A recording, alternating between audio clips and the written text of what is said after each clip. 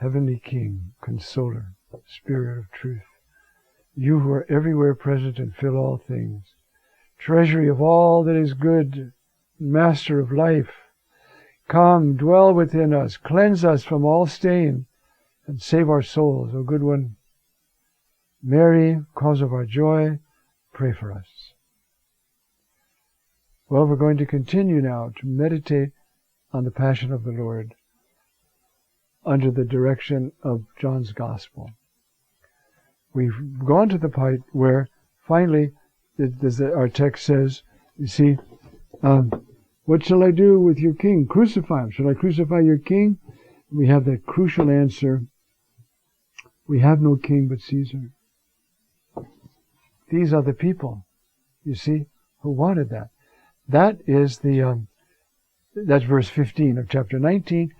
And then, the first part, then he handed them over to them to be crucified. That was the last line we did. Now, the second part of verse 16 is what we have. So then they took Jesus. Usually there were 4 men assigned to a crucifixion, because you had to watch, you had to keep the guy in line, even though he'd been beaten. I mean, he's going to die, very painful death. And so 4 of the guys go. It's not a good, easy job. That's why they're allowed to keep the clothes of the prisoner. A little extra bonus for a dirty job. It says, you see, and John is very firm here. See? And carrying the cross for himself. He doesn't deny maybe that Simon the Cyrene helped them out later. But he took this himself. Because he wanted to do that. As much as it's pain, he wanted to do it. Now the fathers of the church have interesting lines on that remark. He bore on his shoulders the symbols of victory. That comes an allusion to a text in Isaiah 9, that the government is upon his shoulder. Remember that line? He says, he bore on his shoulder the symbol of victory. The symbol of victory is the cross. What a strange symbol of victory. What a reversal of everything that we think is right.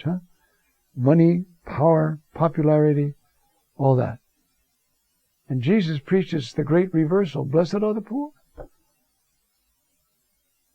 Blessed are those who make peace. That's the great reversal. My soul magnifies the Lord, and my spirit rejoices in God my Savior, because he has looked on the low estate of his handmaid. From henceforth this little handmaid will be called blessed for all generations. Because, you see, the one who's mighty has done the great. And then she goes through, he puts down the mighty and raises up. He feeds the hungry, and the rich go away empty. The great reversal. We just got to be smart enough to catch on. Otherwise, we start chasing money and popularity and pleasure and power, and we're missing it. So, all of that is in that remark, and I have some others here. He carried the cross himself. And this is St. Thomas Aquinas. Christ carries his cross like a king his scepter, as a sign of that glory which is his universal dominion over all things. See how these saints and mystics see what's going on? And then he quotes Psalm 95 from the Vulgate, the Lord will reign from the wood. The text in the Latin text, the Vulgate, goes, regnavit alignio. Regnavit. He will reign or has reigned. And somebody put in a little, regnavit alignio Deus. He reigns from the wood. And it's in all the Latin psalters as a kind of a little Christian gloss, you see. So Aquinas quotes him. And the government is upon his shoulders. That's already patristic tradition. We just saw it in Chrysostom. He carries the cross like a victor, the trophy of his victory. And now we have another text from Colossians.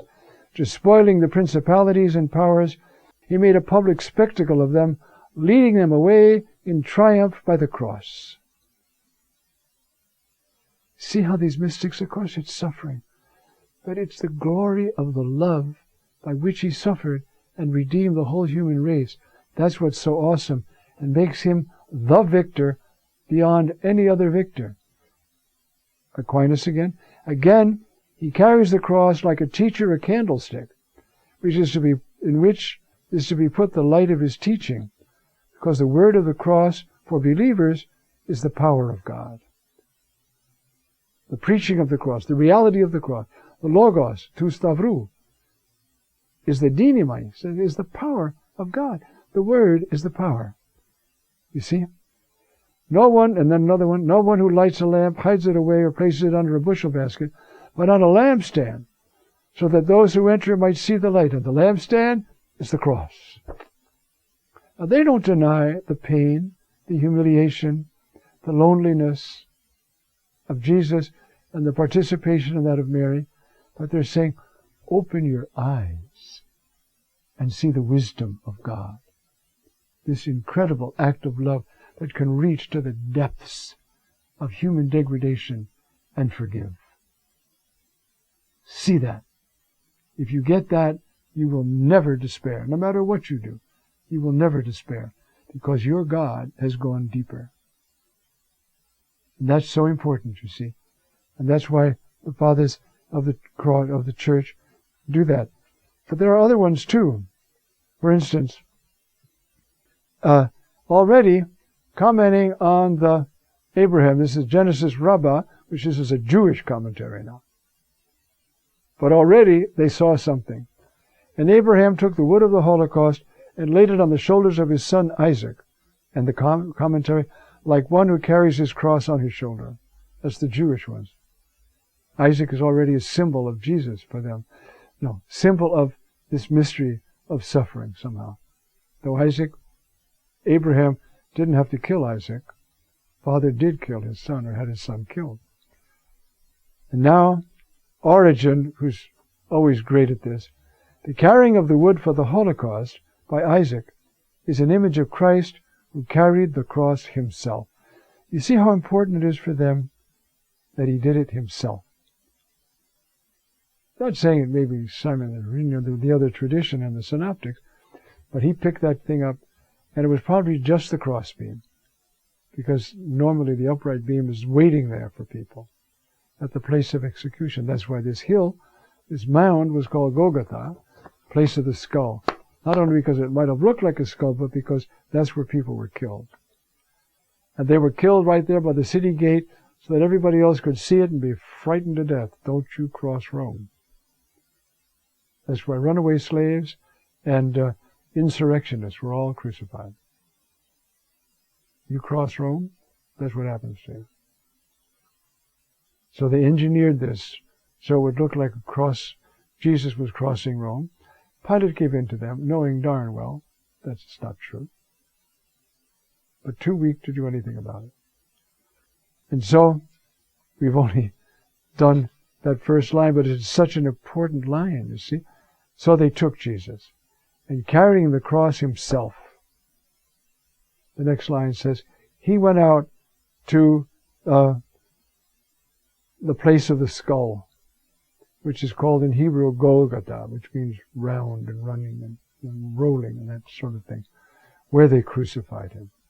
Now, I think I've gone over this before, but it's like saying, and then they electrocuted him.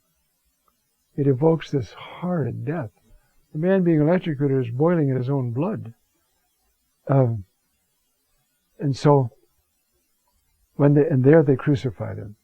We say it, it's 2 millennia since, well, once in a while they still crucify people. I mean, they crucify Christians sometimes. But we don't, this was so common.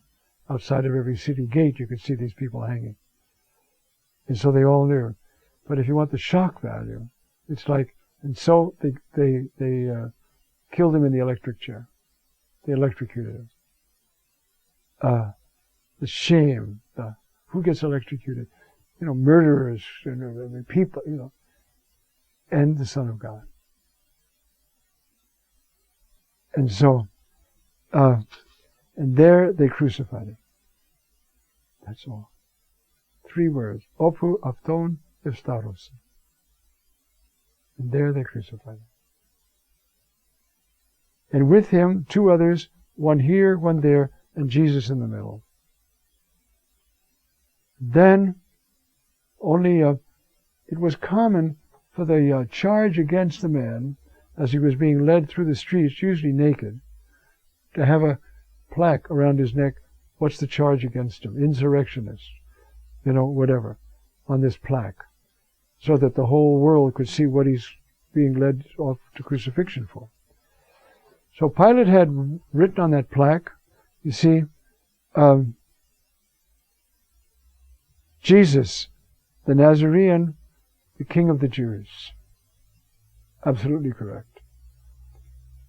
And that everybody could read that because it would be placed prominently somewhere. Our crosses usually have a place above the head. Not quite certain, not that we know everything about crucifixion, but we do have skeletons of people crucified and things like that. So we can put it together. Usually the cross was slipped into a slot in a great big beam that was always there. And the cross beam, the man was nailed to that. Then he was lifted onto that. Then his feet were nailed. Usually turning the feet sideways and going through the ankle bone. So it's firm. And then this poor man is going to be lifting himself up on his feet because he's going to die of asphyxiation. You see, as his body sags, it cuts off the movement of the diaphragm, his lungs don't work, and he asphyxiates.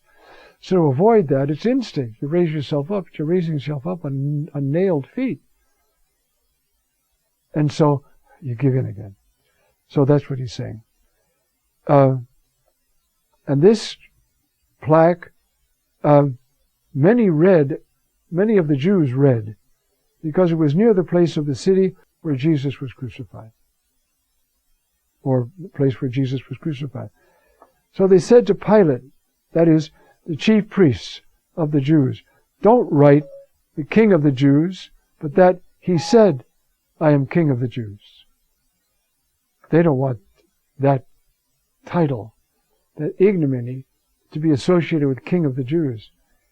The only king they ever had. Even when they wanted a king, a human king, God said, I'm your king.